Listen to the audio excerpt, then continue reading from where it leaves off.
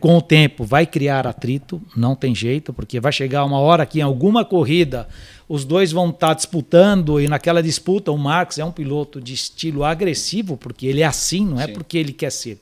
É a forma dele de eles já tiveram esse ano. O Bagnaia é mais técnico, é um piloto que põe agressividade, mas não tem a agressividade do Marques, é um piloto mais técnico.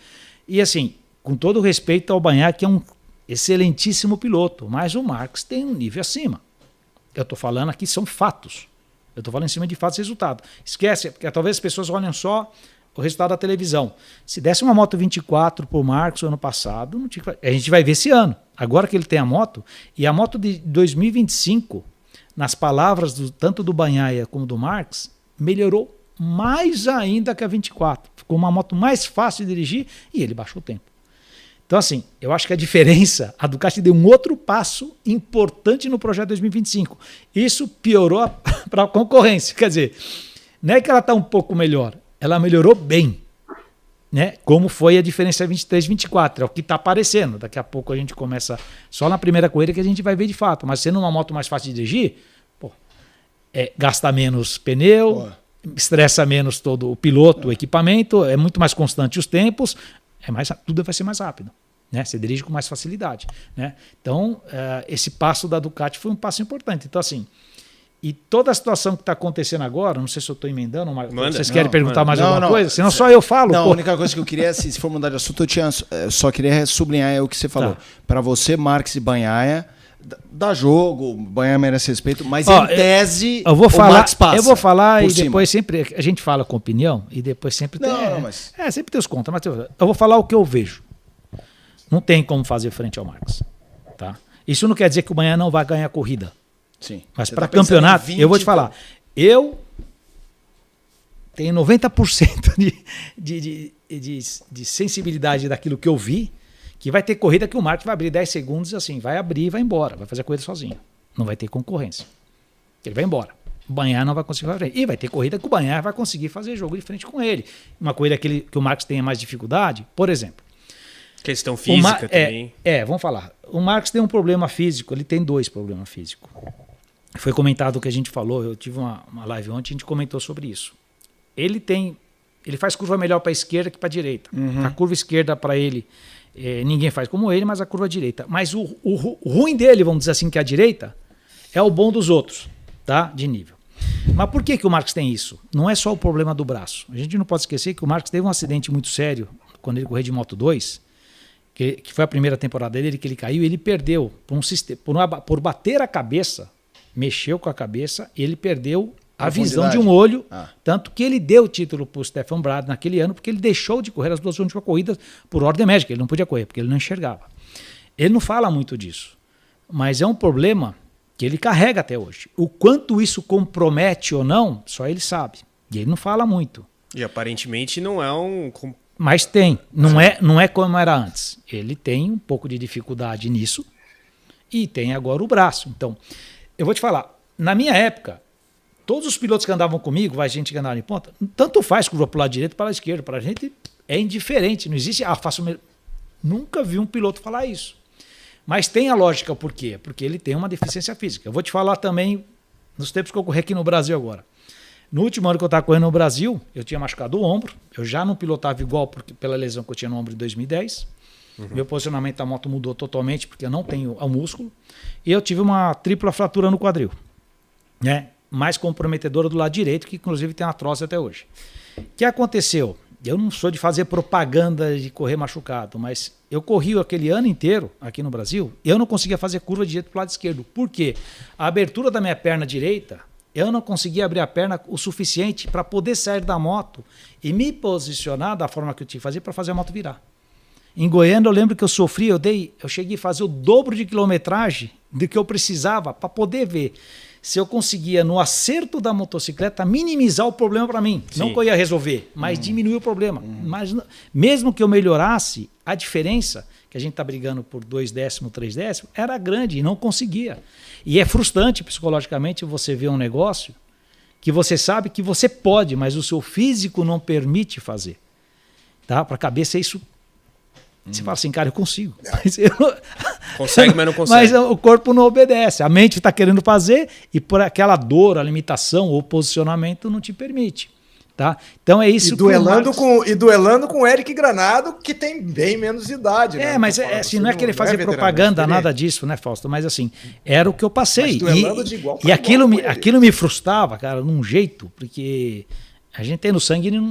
Sim. Piloto que quer chegar a nível alto, ele não. Meu, segundo não tá bom, falando a verdade. Lógico que em frente às câmeras, tudo legal, mas assim, internamente não. Eu sempre fui assim. Muitas vezes eu ganhava a corrida, legal, mas não 100% feliz, porque teve problema aqui, ali, eu queria corrigir. É só assim que a gente melhora, mas isso é um estado de espírito meu. Se é certo ou errado, eu não sei, mas é uma cobrança que você se põe, que isso te faz impulsionar a ser melhor. Se depende de você, você vai treinar mais, se depende tecnicamente, você vai fazer reunião com a engenharia para tentar melhorar o equipamento e assim por diante. Tá? E assim funciona. O Marcos tem esse perfil totalmente no piloto dentro, ele não tem que provar mais nada e tá aí. O Marcos quer tanto correr de moto, que no último ano dele, acho que foi no último ano, da Honda, que é o ano que ele falou, vou pensar se eu vou ficar na Honda ou não. Por quê? Eu fiquei sabendo disso ontem. A Honda estava negociando em trazer o Dainha para dentro. Tá? A coisa não aconteceu. O Marcos sabia de tudo isso. Por isso que ele estava esperando, falou, vamos lá para frente até eu testar o projeto, o protótipo 2025 para ver se tinha direção. Depois viu que não tinha, ele foi para a Ducati. Né? Então assim, é muito difícil para um piloto no calibre dele, que tem, cara, é 8 vezes campeão do mundo, o cara sabe. O que ele fazia com a Honda naquela época, que era o único, você via que você pegava... Quando vocês querem ver se a moto funciona ou não, é simples, ou carro, tanto faz. Por exemplo, a Honda tá andando bem? Tá. Tudo bem, tem lá o piloto Marcos estava ganhando de Honda, sendo campeão. Qual era a segunda Honda? Tá chegando no oitavo, então tem algum problema. Porque não dá pro cara ganhar, o outro chegar em oitavo. Quando a moto é boa, um ganha, outro chega em terceiro, outro chega em quinto. Sim. E por aí diante. Incluindo os satélites. Tá, que era o problema meu com a Ducati quando eu ganhei. Que o Stoner ganhou. Pódio. O Stoner, né? O Stoner do pódio. O Stoner ganhou quando foi campeão do mundo.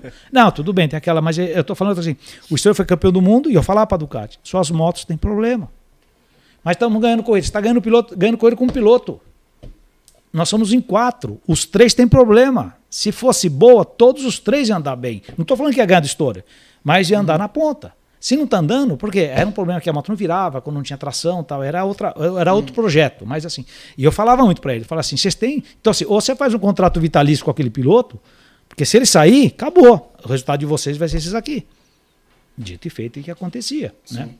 Quando saiu, quanto tempo demorou pro Dovizioso que ficou batendo na trave?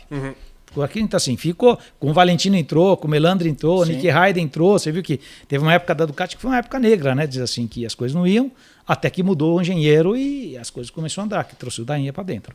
Né? Então, assim, é muito. O Marcos é um cara que ele, em 2014. 2014, quando foi o último ano? 2020. O último ano de Honda? 2014 ele ganhou 10. 2023. 2019 o pior resultado dele foi segundo lugar. E 23 foi o último ano. 2024, né? Só para fechar, 2024, caolho, né? Com o braço torto. Não chega a ser esse nível, vai, mas tudo bem. Assustou, não é que ele não enxerga. Não, mas é quase isso. Mas vamos lá. O último ano dele foi 2023 na Honda, correto? Isso. Você sabia que ele falou para a Honda, falou assim, segundo me falaram, o valor era bem alto, muito alto que ele ganhava, e ele falou assim, pode pegar 80% do meu salário, eu deixo, fico só com 20% ou 10%, vocês me pagam, mas traz o Dainha para dentro da corrida. Isso foi o que ele pediu, para trazer o Dainha, que a Honda tentou em todo custo e acabou não acontecendo, aí não sei por que não aconteceu. Mas até esse ponto, assim, o piloto que abre mão disso, o que ele quer? Ganhar. Ele quer ganhar. Ele já não tá... Tanto que esse ano ele foi a base de resultado, não sei qual é o contrato dele, mas deve ter sido a base de bonificação só. Falou, vou de graça, você me paga por resultado. Pronto. Cada resultado é um X valor. Pronto, deve ter sido isso. Entendeu por quê? Porque ele abaixou a cabeça, entrou numa equipe satélite, era uma equipe oficial, a maior equipe, independente dos resultados, era a maior equipe do mundo. Vem para uma equipe satélite ótima, que o Fausto é uma equipe... A Gresina é uma equipe de referência, custou 1 ano para ele entrar na equipe, voltar a entrar na equipe oficial do Ducati.